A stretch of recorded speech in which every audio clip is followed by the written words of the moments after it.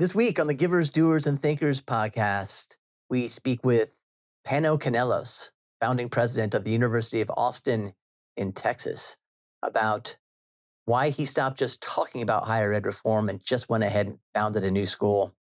Join us.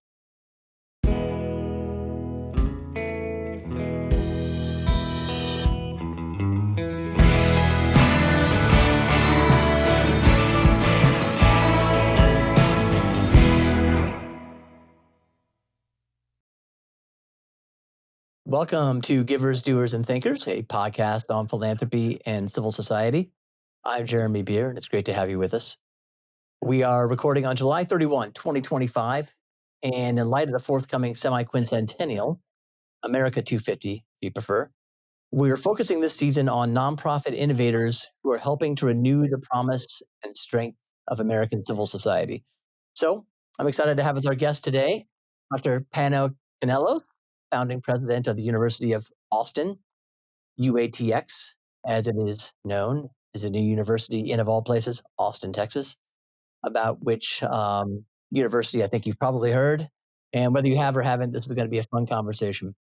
I won't burden you with too many biographical details about Dr. Kanelos, but you should know that before he founded UATX, he was the president of St. John's College in Annapolis, Maryland. You should note that he has his PhD from the University of Chicago. He is taught at Stanford, and most intimidatingly, that he is a Shakespeare scholar. So, Pano, thanks for joining us. Great pleasure to be here, Jeremy. Looking forward to our conversation. Not too many Shakespeare quotes, I hope, to stump me with and make me look even dumber than I am. I'd appreciate that. I'll try to control myself. I will. I know it's hard. Well, let's start with the not the beginning, but the beginning of UATX. You've gotten a lot of attention. I'm going to ask you about that, how that's come about. But first, start with what led you to do this crazy thing to launch a new university. It's something people talk about a lot, it seems like, in my world, but few people do, and few people do a success. So, what led you to undertake this venture? I think crazy is the right way to describe it. At the time when we launched this, it seemed, it seemed like it was a moment for, let's say, risky, significant action in American higher education. It's time to just throw your cards down. And this was 2020, 21? This was 2021. So 2021, early 2021, I was engaged in conversation with several of the people who had become founders of the university: Barry Weiss, Neil Ferguson, Joe Lonsdale, Arthur Brooks. And we were just we had overlapping circles of connections. And in each of these circles, this conversation about the problems of higher education was going on. And those circles kind of all linked up. And we just had this moment where we said, look, people have been talking for a very long time about reforming higher education. I myself, as a college president, I spent a lot of my own time going to symposia and panels and doing podcasts, discussing, dissecting the problems with higher education. And at some point we realized just enough white papers, enough jabbing, just we need to do something. And it seemed like the most potent intervention would be a new university.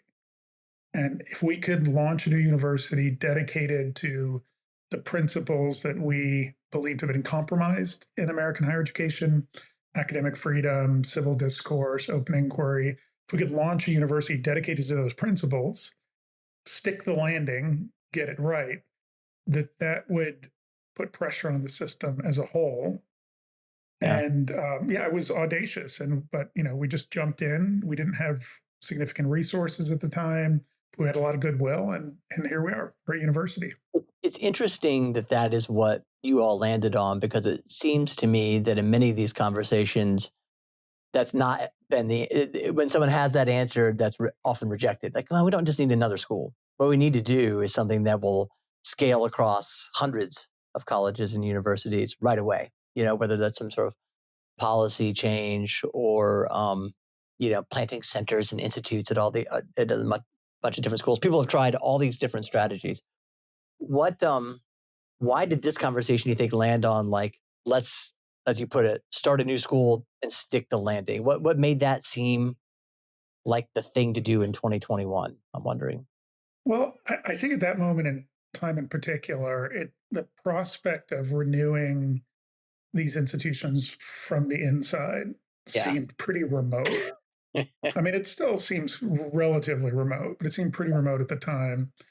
Um, and I mean, the way that I see this is I feel like we are at a moment in American history where we're experiencing what I call the second turning of American higher education.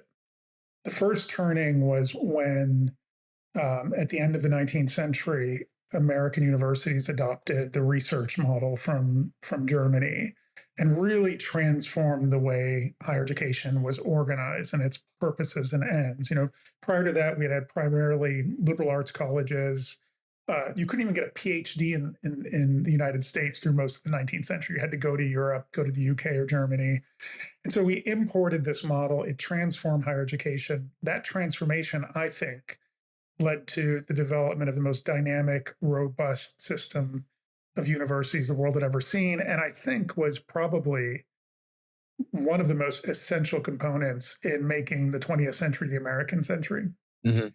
Um, Yep. Fast forward 100 plus years, and that model has started to play itself out. It feels depleted. The energy's gone. We're still, for example, we're still circulating the same curricula, the same majors that we did at the end of the 19th century in Yeah. most cases. We're still organized in the same way. We still have the same artifacts like tenure and that at one point in time made quite a bit of sense. And so, it's time for new institutions to really reshape higher education in ways that match the moment that we're in. And we're seeing this. I mean, we wanted to create an institution that would model that. And now I'm seeing across the board more experiments, more Mm. initiatives rising up. And I really think we're going to see significant change from this moment Mm. forward. I had a question about the German research university model and it sort of playing out, as you put it. Did it deplete the cultural capital on which it was built? In other words, did it have to kind of be founded on um, something else, the earlier liberal arts model? But I'm also thinking of the sort of religious energy that went into the founding and shaping and launching of almost every college university before the end Yeah. of the 1800s. Yeah. I think that's a great question. I think my answer would be yes. That what the research model did was it's essentially a highly secularized materialist model of education and very specialized, very focused on empirical data. It focuses primarily on quantitative fields, and the qualitative fields, humanities and some of the social sciences, sort of fade from importance or try to become empirical and catch up with the social sciences. Um, the great mistake we made when we adopted this model is the original German research model was began in the early 19th century. The founding father of this model was von Humboldt, who was a Prussian educator and politician. And von Humboldt's research model took for granted that any student who entered the university to do advanced research would be coming from a German gymnasium, Yeah. which was a complete and total liberal education. And they would have that foundation. They would have the ancient languages. They would have history and philosophy and the arts, and that was prerequisite to then going on to doing, so let's say, more channeled empirical research. Well, we took the research component, and yet we jettisoned, for the most part, the liberal arts component, or Right. we separated those components divergent as sort of different sorts of institutions. And Yep. I think that wasn't sustainable over time. So, okay, what's the second turning then? So, if that model has played out, uh, Yeah. what does the new model need to look like? And how is UATX trying to embody it? So the new model, as you might imagine, I think there's several things going on right now that are both challenges and opportunities for American higher education. The most obvious one, which we could talk about at length, is the emergence of AI, the emergence of technology as being an inescapable part of these institutions. And it really will reshape the institutions, not just pedagogically, but just in the way they function and where they're organized and that. Globalization of higher education, the 20th century was the American century, and it was the American century in higher education. Um, the rest of the world no longer is willing to allow America to simply have pole position when it comes to higher education. There's so many international global institutions that are going to challenge the dominance of the U.S. system. And to put it in perspective, you sort of think nothing will ever change. Like Harvard will be Harvard, Yale will be Yale, the Ivy League, Stanford. In the middle of the 19th century, 48 out of the top 50 universities in the world were in Germany. Mm, wow. A century Not later, long none ago. of them were. Yeah. None of them were. Yeah. Okay, so things can change over Yeah. time. So there's a challenge coming from across the globe. There's technology. There is, let's say, the financial crisis of American higher education. Yeah. We've sort of created these behemoths that are not sustainable over time. Right. There's been I would say the kind of depletion in the American system of an education in kind of moral character, a value center education, so that as science itself, as technology becomes more and more powerful, we're not developing concurrently the prudence and the wisdom we need to direct the Right. power of technology and science. Yeah. So as universities do ever more wondrous things with their research, that those capabilities are detaching from the human capacity to shape and control them. So all of these things kind of come together and make us question what we should be doing at universities, what we should be focusing on, how we should be structuring them, and what kind of advantages we can make out of some of these challenges, and what we need to do to mitigate some of the obstacles that we have, especially the financial ones. Mm-hmm. So talk about, this is the segue. We've been dancing around. We haven't told people yet. Like, so what is, I come to UATX. I enroll as a freshman. What should I be expecting? What am I going to get? Yeah. How are you taking me through and shaping me and my mind, or what are you even trying to shape, if anything? Well, I mean, in some ways, what we're doing is we're taking a step back and trying to synthesize again a humane liberal education with an education that is preparing students for this particular moment in time. And we're doing it, I mean, it might even be in an inelegant way. It's sort of like half the time they're with us, they have a kind of old school, great booksy, Socratic seminar, liberal education. Mhm. And the other half of the time, they're off doing things in our academic centers of inquiry, which are, focusing on disciplines in the hard sciences, social sciences, humanities, and that with a very applied or pragmatic or praxis oriented Mm-hmm. focus. Mm-hmm. And so we're really trying to marry those two worlds. And what makes it possible is, frankly, I always get in trouble when I say this because all my college president friends get mad at me when I point out something that's very obvious, which is 4 years is too long for an undergraduate degree. Mm, yeah. It is. Interesting. And it's one of the reasons we have a financial crisis. If we had 3 year standard bachelor's degree, it would radically decrease the cost of higher education. Wow. Not Yep. just by a quarter because you're saving 1 year, but probably by half because in year 4, you're in the workforce earning Yeah. as opposed to being out of the Right. workforce. The opportunity So, cost. Yeah. yeah, the opportunity Yeah. cost. And so, I mean, really, we could Mm, complete meaningful degrees in 2 to 3 years, but at least for the present, according to accreditors, we have to be 120 credit delivery systems. interesting. So when we started designing the curriculum at UATX, I was like, okay, look, we have a lot of space to work with here. Yeah. We could really compress 2 or 3 types of education into the 4 years that we have with these students. And that's what we did. So there's very little fat in our curriculum. You're always working at something, and it's all purposeful. It's all designed and curated you're working hard, and you're working towards, both theoretical and praxis oriented ends. What does the um we can come back to this. You can speak to it. I can guess what the great booksy side of it looks like. We've seen that model, and you were the president of the Great Books College in America at St. John's, right? Growing out of the whole University of Chicago Mortimer Adler thing, 70, 80 years ago. But what does the applied side look like in practice? What you talked about centers of inquiry. What Yeah. what is that? So the reason we have centers of inquiry is I also think the age of the college major is over. Um, college majors are essentially disciplinary clusters that focus on the research interest of faculty. Right. But of course, the great irony is that we say that we're going to prepare young people for the rest of their lives, and they're taught by people who never left a university. Right. So think about what is a major. There's an economist or an anthropologist or political scientist who most likely has never left a Yeah. university. Yeah. And they're going to design a curriculum that's going to teach you what? Right. Probably teach you how to be a professor and not much else. And I was a professor. I am a professor, I guess. There's Right. nothing wrong with that. Right. But it isn't really preparing the great majority of young people for what's going to come next.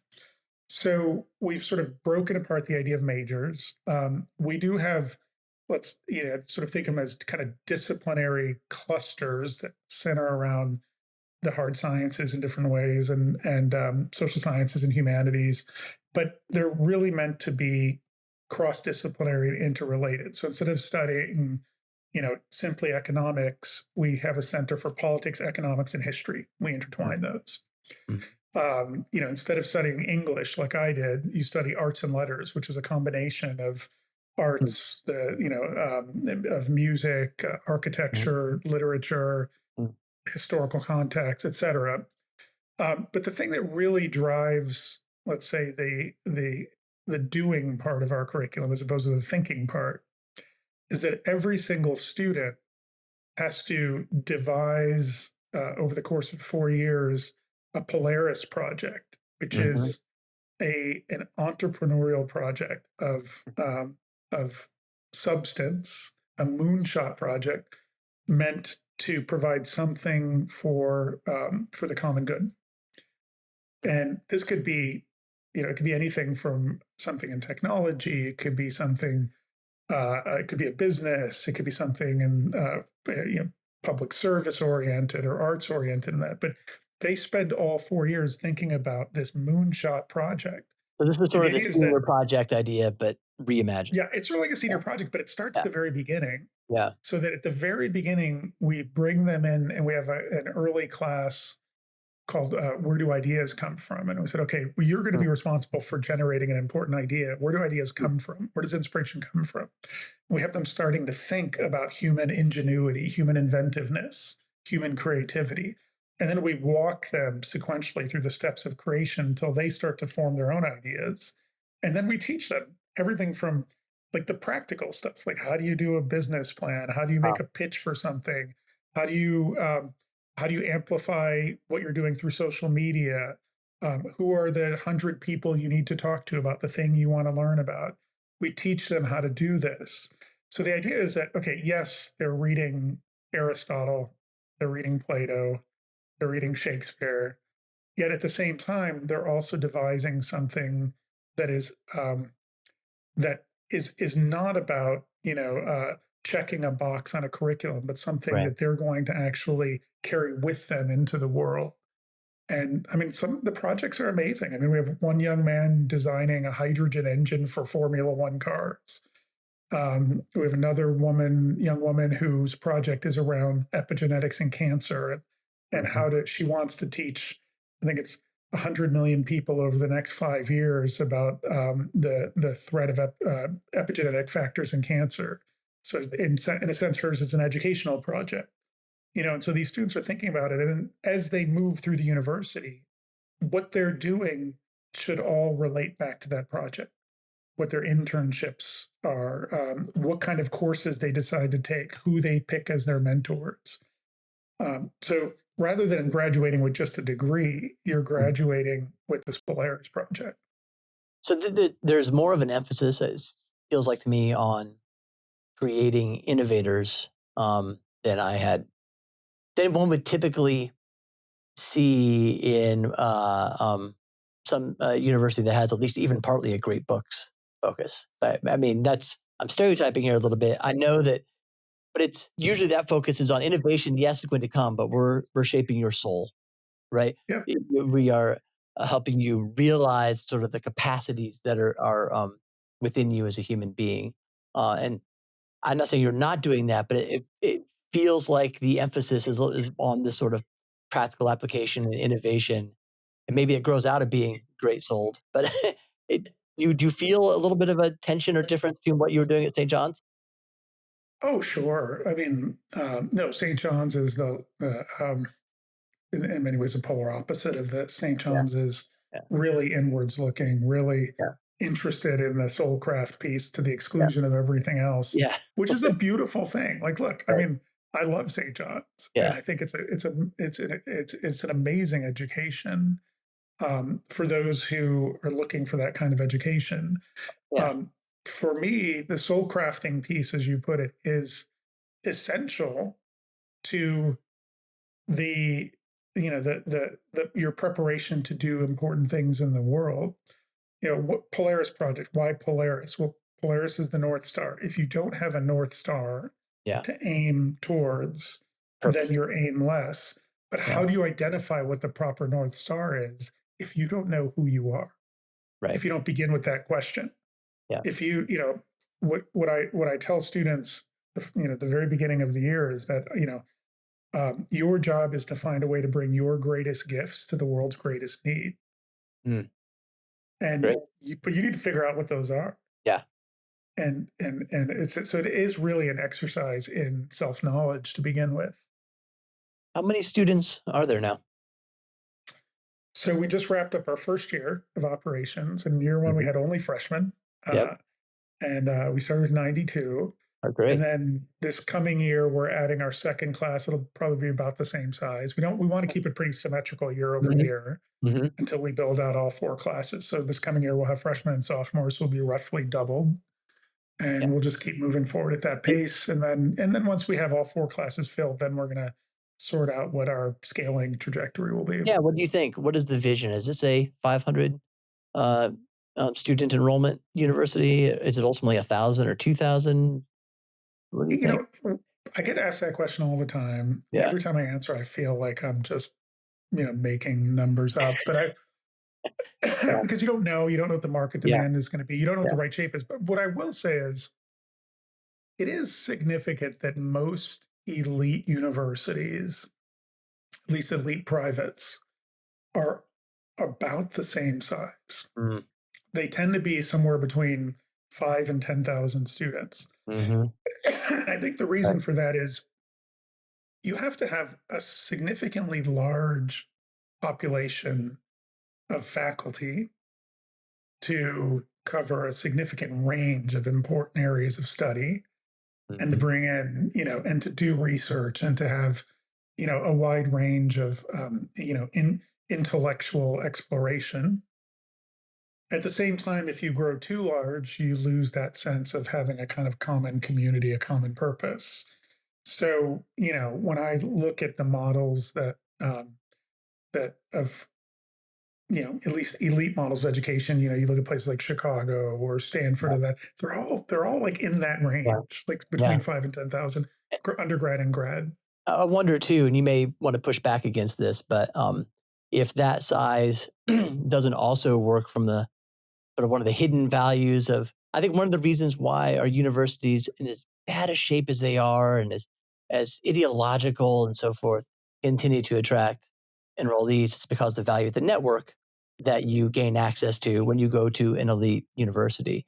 And so I wonder too if that size isn't part of that value. Like a certain size school that's not too big, but not too small, also kind of maximizes the value of the network. I mean, that makes sense to me. I wanted, I think that does make sense. I mean, it is. I mean, the network is very important. And if it does grow too large, then you become too anonymous in that Right. network. That's Right. sort of, you have a kind of depletion of value. So that makes some sense. I mean, I hadn't really thought about it that way, but yeah. Where are the students coming from right now? Where do you think they'll come from in the future? So the right now we can only take um, students who are U.S. nationals. It takes a couple years before you're cleared to offer student visas to bring in international students. So in our first class, they were all from all over the U.S. About 40% were from Texas, and then the rest were pretty evenly spread from around the country with, you know, predictable spikes in places like, high population states like Yeah. California, New York, and that. We did have three students from other countries who had, I think, because of a parent or Mhm. they had U.S. citizenship. So we had a student Mhm. from Germany, Argentina, and Turkey. In the future, I think we'll continue to see that pattern. I think it'll become less and less Texas centered, more evenly spread nationally, with a significant number of international students. Will they? Is it they? Do you think they will come? Or are they coming from classical schools or elite private schools or these public school kids? Everything. Yeah, so not shockingly, a significant portion of our class, I'll get the number wrong, it's like Yeah. 40 or 45% are coming from classical schools or Mhm. homeschool kids who are schooled in the classical tradition. Yeah. So, so that I think that was pretty predictable Well, and it's, in some ways that makes sense to me because I don't know if you've seen this, but it seems you were at St. John's, you would know. But one of the I think ironies of the success of the classical movement, at least this is totally anecdotal on my part, is that many kids who've been classically schooled through 12th grade feel like they've gotten that, and they don't want necessarily to go to a university that is still nothing but a great book school or classical education. And I wonder if your hybrid model, if I can put it that way, UATX isn't going to be particularly attractive because it still has that sort of orientation, but it's not um, solely inwards looking like you were talking about St. John's. So, I think that's exactly right. I mean, at St. John's, I was shocked when I went to St. John's how few students were coming from classical schools because, St. John's are like the mothership of, classical education. And so I was surprised at that time to find that there were so few. Um, but I think we've solved for that at UATX because there is, although the kind of liberal tradition, the classical tradition is an important part of what we do. It's it's embedded in a larger curriculum that gives them more opportunities. It's also structured in a way that St. John's is, and it's not just a kind of chronological march through the great books. Our version of liberal education is really thematic. So that they'll take a course on the origins of politics and then read great writers on that. They'll take a course on, the imagination and read around that, which isn't normally the approach you would take in classical education. Hi, I'm Chris Kittemeyer, CEO of AmPhil. I'm excited to share that this season of Givers, Doers, and Thinkers podcast is sponsored by AmPhil. Whether your nonprofit needs help raising major gifts, building your donor pipeline, or crafting a winning fundraising message, AmPhil has the expertise to help your organization thrive. We work with mission-driven organizations across the country to help them raise more money and advance their mission. Learn more at amphil.com. That's AMPHIL.com. so given the founders of UATX, you mentioned Barry Weiss, Arthur Brooks, Joe Lonsdale, yourself, and given what was happening in the country around 2020, 2021, a narrative quickly took shape that this is sort of an anti-woke or non-woke university. How do you guys think about your relation to wokeness, for lack of for a better term, and sort of the ideological nature of much of the rest of higher ed? I mean, look, at the time, I said building a university that's against something called woke seems pointless because in a few years nobody's going to remember what woke actually means. And I Yeah, think flash forward to now, I mean, not that we've forgotten woke, but yeah, it doesn't have the cultural valence it did. yeah, And so if that's what the university was, if that was the purpose of the university was to stand up against this boogeyman called woke, then we'd be done, very soon. Non woke, yes. yeah, I mean, whatever that cluster of ideas and ideology was or is that we think of as woke is a threat to higher education. And so we had to make sure in creating an institution that we were not creating an institution that was ideologically narrow, that was policing speech, that Mhm. felt like the primary activity of a university should be activism and not education, all those things. So we built a university that was insulated from all those things, but not simply to stand up against that ideology, Right. but because we think that's what a university should be. Right. If you're going to create a Right. university that is truly fulfilling the purpose of university, which is, fundamentally the discovery of knowledge, the transmission of knowledge, and the preservation of knowledge, like to have a university fulfill those functions, then you need to sort of pare away all those things that would impede that mission. Well, you also say in your mission statement, you do use the words formerly non-controversial to pursue truth. That clause is in the mission statement, and but that it strikes me, when that's almost a controversial end. I mean, it implies that there is truth, that it's transpersonal, and that it should be that our goal is to apprehend some portion of it as well as we can. That does set you apart from um, de facto where many universities are today, doesn't it? Yeah. Our phrase was we stand for the fearless pursuit of truth, Okay. and you'd be shocked how many people took offense at that. And people in university, I said, so then what do you stand for? I mean, Yeah. clearly universities historically have believed that this was the purpose. I mean, Yeah. And there's fields you know everywhere. Yeah. the mottos, the mission statements. I mean, it's all there. Veritas. It's pretty Right. clear, right? Right. Um, and when all that somehow bled out of the institutions, I mean, that's an interesting discussion. That confidence that there was something called truth that we can pursue. But it seems to me that if we're going to forego the pursuit of truth, we should just forego universities. Like I don't really understand how you can have something called university that isn't pursuing truth. Now, what that pursuit entails can differ from institution to institution. Mhm. I mean, if the fearless pursuit of truth looks different in a faithfully Catholic university Right. than it might in a secular institution, Right. it might look different in a Western university than an Asian university. Right. But the idea that there is that the way I often describe this is that American universities become schizophrenic. On the one hand, they hold firmly to the idea that there's no such thing as truth, that everything is relative, everything is individual. And on the other hand, they hold to this ideology that says, well, this is exactly what's true. Right. If you don't believe these tenets about human nature or about society and that, you're going to be penalized.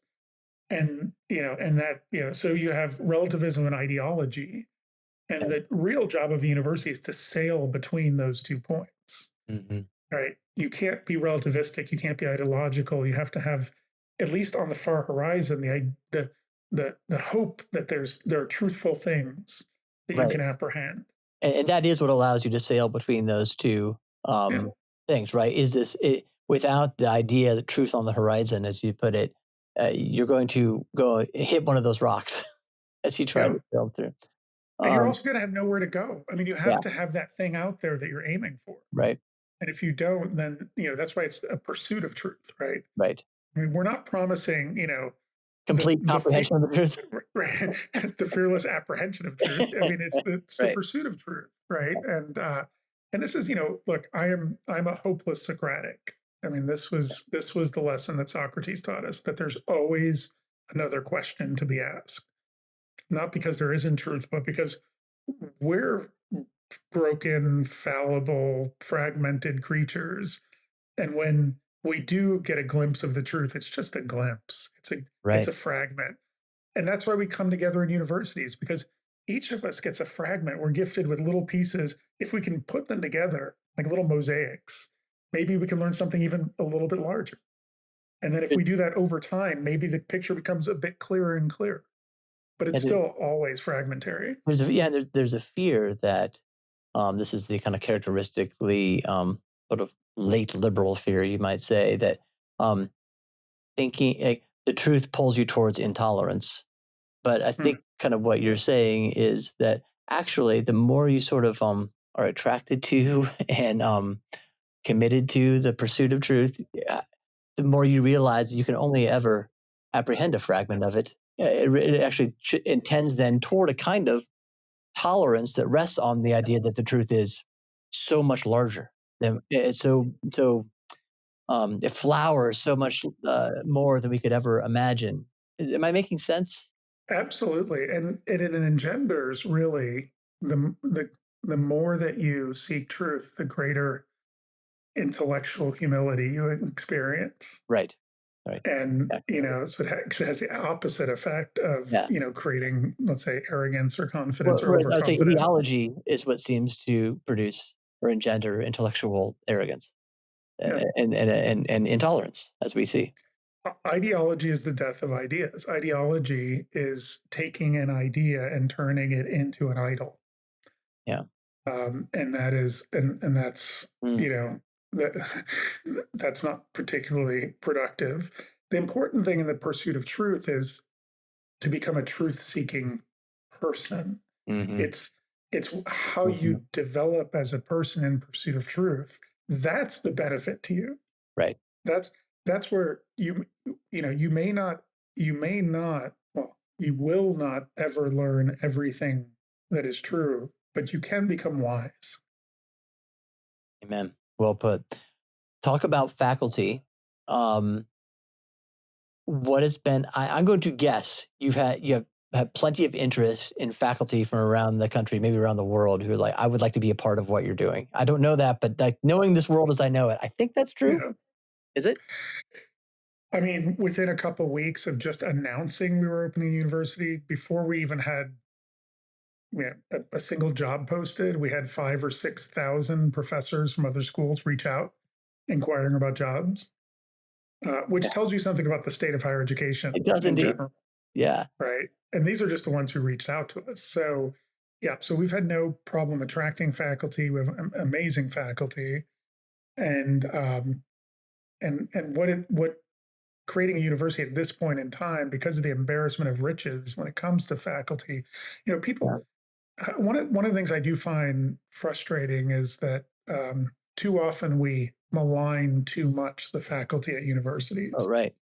That every single member of the faculty is somehow Right. some raging Marxist whose only Right. goal in life is to take suburban kids and turn them Yeah. into revolutionaries and that. And there is some of that. I mean, it's Yeah. there, but Right. there's the vast majority of people are seekers of knowledge, Yeah. doing great work, doing it earnestly, sincerely doing their best to teach and research. Oftentimes they find themselves in institutions that make it difficult to do that. Right. And sometimes they may passively participate in the culture Right. that creates those Most problems. faculty are not, eager to get into political fights, despite what you might No, think. because Right. Yeah. ultimately this is their job. Yeah. This is their livelihood. Right. Like They're most people. vulnerable. Yeah. They're vulnerable. Well, that's why I found it a little bit I've been surprised. I've heard some people say in our kind of sphere, like, "Hey, if we have a real this is in relation to some of these new schools of civic and thought and leadership, that kind of thing, that have been started by legislatures in Texas, Tennessee, Ohio, places like that. Here in Arizona, oh no, we're going to run out of qualified faculty. We don't have enough. I don't I actually just find that not believable. I think, like you were saying, there are many, many who have come out of the woodwork, both within current higher ed and people who have refugeed themselves out of higher ed. I don't, and then more would be created very quickly too. I mean, I just don't think that's a real problem. But what do you think? I mean, I think we will probably end up with a bottleneck of sorts, because the demand is going to outstrip the supply. It may already have, Mm, just because up until remember how long it takes to get a PhD. yeah, yeah, So up 7 until year time. recently, Yeah, people who are entering PhD programs did not think they had this sort of option, whether it's a right, UATX or one of these civic centers when they started their PhD programs. So that dissuaded a lot of people who would want to move in that direction Yeah. Yes. from They're all my friends. getting their I know PhDs. all of these people. Yes. Yeah.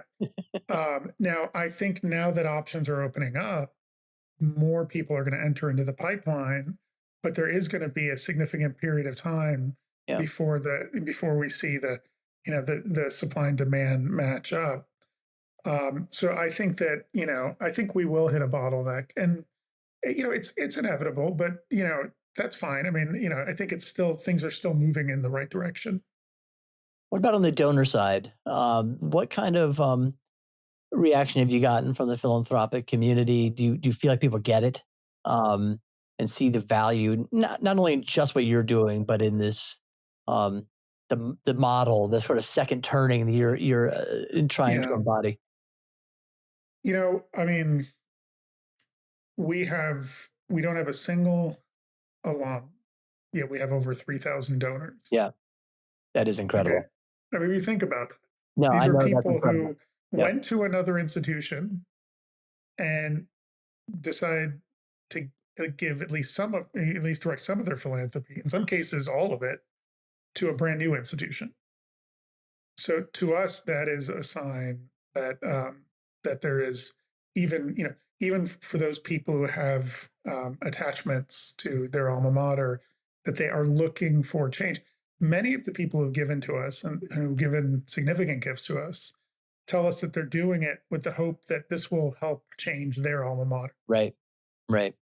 And there is some hope to that. I think if there's enough of this stuff, that there's some real pressure that gets applied. Um, I'll tell you, there are literally, I'm aware of at least 50 or 60 new university projects really, underway right now in the US and elsewhere wow. because you know what, they all call me up for advice. They're like, I okay, hope you you're guys charging a figured it out. consulting fee, Pano. Uh, Well, I they that is many of truly them are amazing. inspired by what we're doing. Yeah. And Wow. they're different sorts of projects. They're not Yeah. all sort of, copycat projects. Many of Yeah. them are Some trying to figure vocational out, stuff. okay, if you could start a new university in this context, what if you wanted to serve, you know, I mean, I'll tell you, I talked to a new school up in Sitka, Alaska, that Mm, wants to solve the problem of the fact that most of the native Alaskans who live there, they have to go away from Sitka to be educated for a 4-year degree, and they rarely come back. right. So they're trying to create a school there to keep the talent in in location.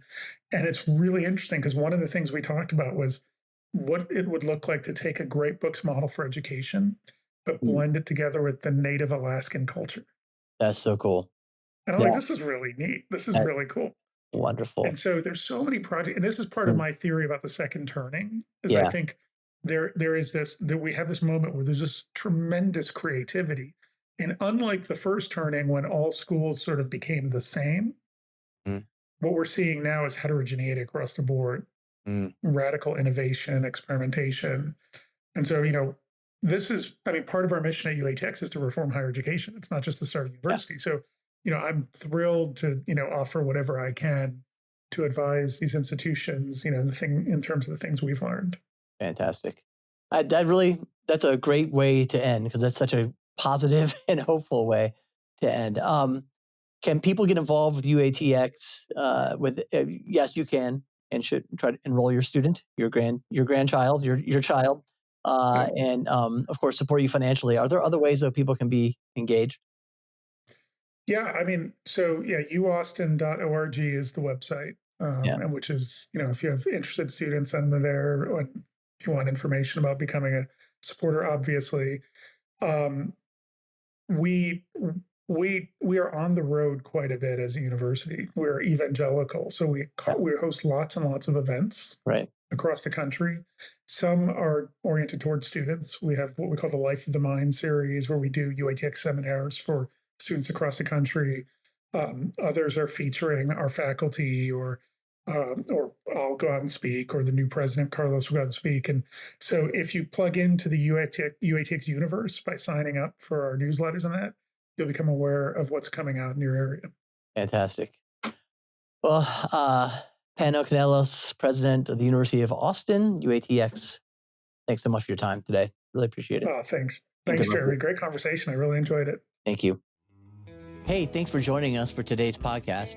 If you enjoyed it, we invite you to subscribe and or rate and or review us on YouTube, Apple, Spotify, or wherever you listen to our podcast. Thanks a lot.